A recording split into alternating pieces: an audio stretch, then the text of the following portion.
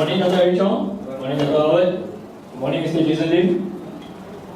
Alright, so this is the moment that you're waiting for. But before that, let's welcome Dato'Howard to give a welcome speech.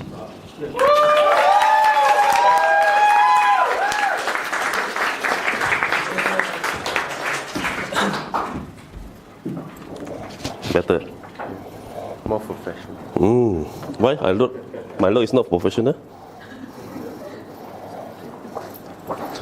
Hello. Oh, Liam. Hello. Yang bahagia Datuk Eric Chong. All the Chesterian, good morning. Good morning. How are you today? Good. Welcome to our TALK2U show. This is our first show. We call it TALK2U. Why? Because every month we organize some entrepreneurs, successful entrepreneurs like Datuk Eric Chong to come here to share with you, to increase your value, and they talk to you. When they talk to you, means you have to sit down and listen. Be quiet, okay? Off your phone, okay? Yeah. For those who have listened to my speech before, I believe today you feel that my English is better, right? Because of Erican. He texted me just now, he said, bro, don't speak broken English, you spoil my reputation. So I try to be proper English, So, without further ado, I pass the mic to MC to welcome Datuk Eric Chong, okay? Thank you very much.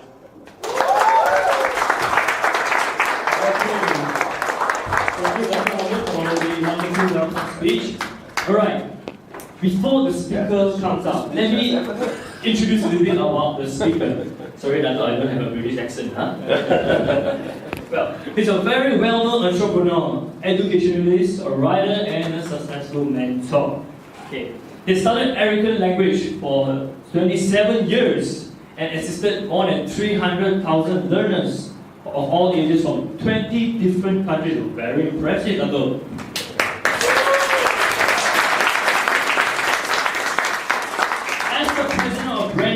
At our Association of Malaysia, he has been playing a key role in fostering branding awareness within the Malaysian SME community. And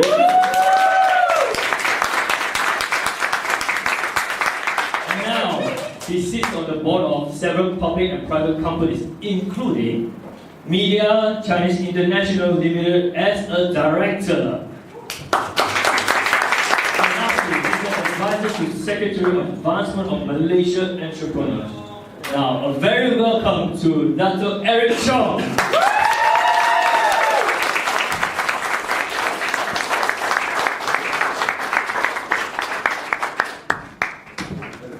Sorry, Datuk. Oh, can I just... All right. So put in your pocket. Sure. Okay. All right.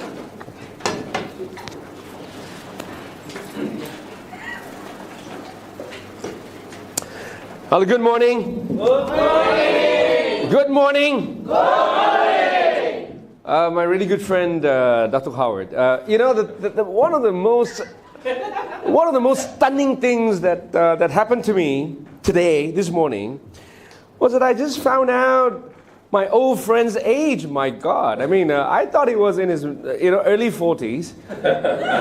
So I just found out that just moments ago that he's a young man. My God, I mean, he's so young. It's incredible. I think Chester as an organization, it's been around for 10 years. It's been one of the champions of Malaysian, property direction. And the fact that, the person sitting at the helm is this young seriously amazes me because this company's been around for 10 years. So I think he's a really early starter. I mean, this is amazing. Give Howard a big round of applause.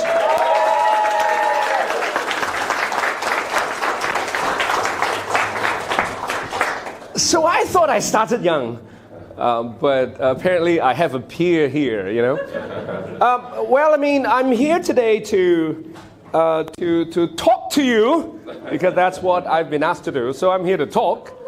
But what is there to talk about? Now, maybe, to give you a little bit of orientation, let me just tell you a little bit about me and about what I do, and then perhaps we'll talk a little bit about what you do. You see, I believe, as a person, I really believe in self-help. I believe people have tremendous potential, everybody. Everybody has got tremendous potential that can be unleashed if you allow it to be unleashed. I think most people live a life of deprivation because they simply do not understand that we come to this world for a purpose. Everybody is not by accident here. Biologically, maybe it is an accident. But why you? But why are you here? But why are you given 70, 80, 90, 100 years on earth?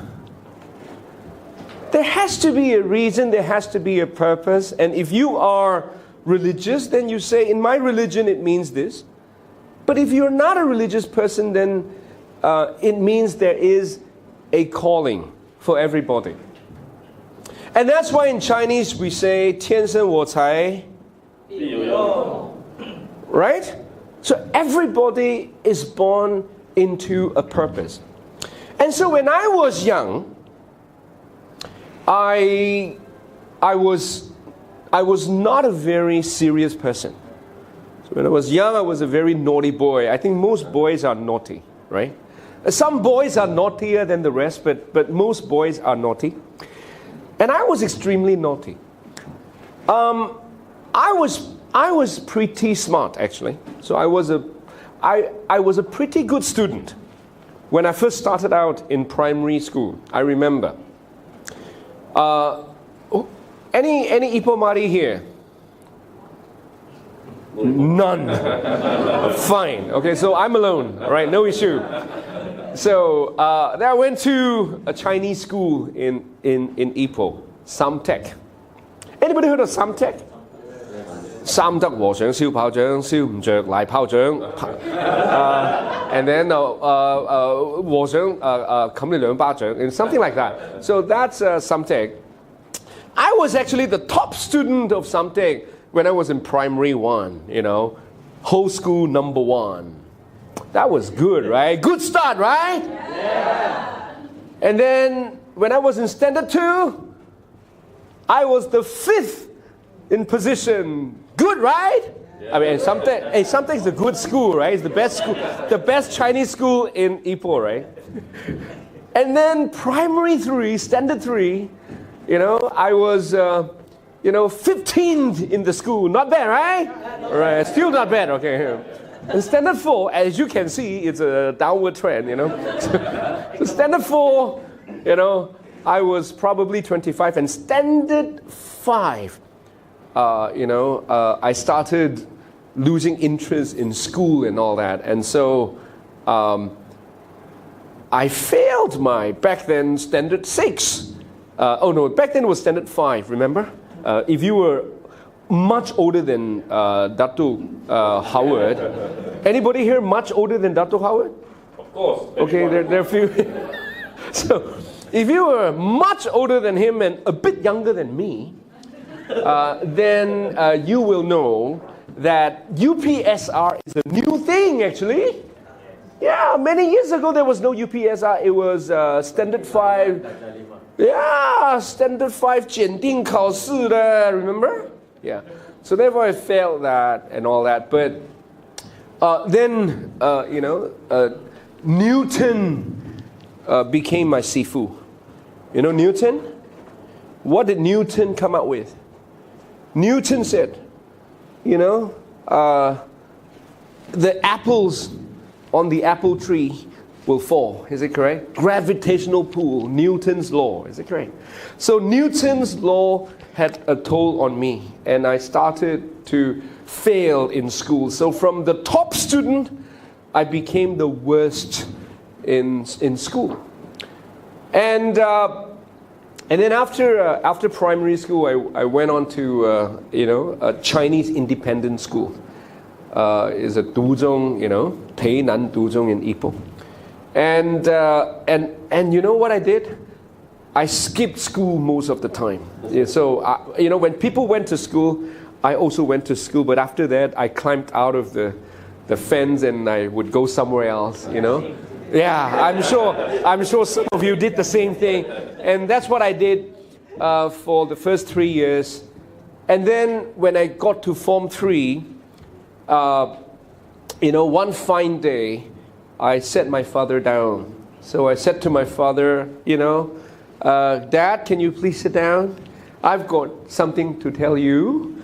My father sat down and said, okay, son, what is that you want to say to me? I say, Father, be calm, but I'm going to quit school. And my father said, no. You are young. You are 15 years old. You can't quit school. Because what are you going to do? I said, no, but I like to be a farmer. I like to be a construction worker. You know why? Because, in our primary school, our teachers told us, 农夫很伟大。建筑工人很伟大，什么这个我们吃饭粒粒皆辛苦，有没有？ So I want to be I want to do something noble. I want to quit school and go into farming. And my father said, no, you can't do that. And then I said to my father, but you see, it's too late. Because I skipped all the exams. And it's not just the school exam. I skipped SRP. Back then it was SRP, and then it was PMR. Now no more. Now PT3, right? I skipped SRP, the entire SRP I skipped. And then my father said, okay, no issue, because you're Duzhongsen, you have, the Duzhong Tongkao ma, I said, even that I skipped. I skipped everything. And so then my father said to me, still, you need to go to school. So if Malaysia cannot accommodate you, you will go overseas. I was like, wow, overseas sounds fun. So let's go overseas. So I asked my father, would it be the US or the UK? My father said, Singapore. I'm like, what do you mean Singapore? Singapore is so near. It's not overseas. No, it's a foreign country, you see. Okay, that's fine. Then I went to Singapore. Then my father asked me, which school would you like to apply to in Singapore? And I was like, okay, 要做就做最好的, So I said, okay, let's go to the best school. What's the best school in Singapore? Raffles Institute. Oh, 来佛是素方. That's Lee Kuan Yew School. Okay, let's go there, So we were knocking on the, on the main entrance of Raffles for half a day. Nobody opened the gate, you see. So we thought maybe it's tough. Let's go to the second best school and all that. And after about 10 schools, I realized no Singapore schools would take me. And so then we decided to call it quit, because no schools would even open the door for me. And so, if you don't mind, I take out my... well, it is... Oh, okay. It is not hot, actually. It is the hospitality. It's not hot. Now, so then we decided to call it quit, because my father got so disappointed, so discouraged. He decided to just take me back to Malaysia and allow me to become a farmer or a construction worker. And so we were walking, I remember it was Newton's Hawker Center. You know Newton in Singapore? 牛顿小贩中心啊. You know. So we were walking there, with our head really, bowed really low and all that. And then suddenly, there came a friend of my father, right? So the guy said to my father, hey, Lao Zhang, why do you guys look so sad? Father and son, like 垂头丧气啦, And then my father said, my poor son, no schools will take him, And so now we got to go back to Malaysia, and he's going to become a construction worker, you know. And then the guy said, no, come on, that's not the end of the world. Look up the hill. We looked up the hill because there was a hill there behind Newton's circle, right? Looked up the hill. You see a building up there? We looked up there and go, yeah, there's a building up there. That building used to be a temple. And now it's a school. So the name is called Monk's Hill.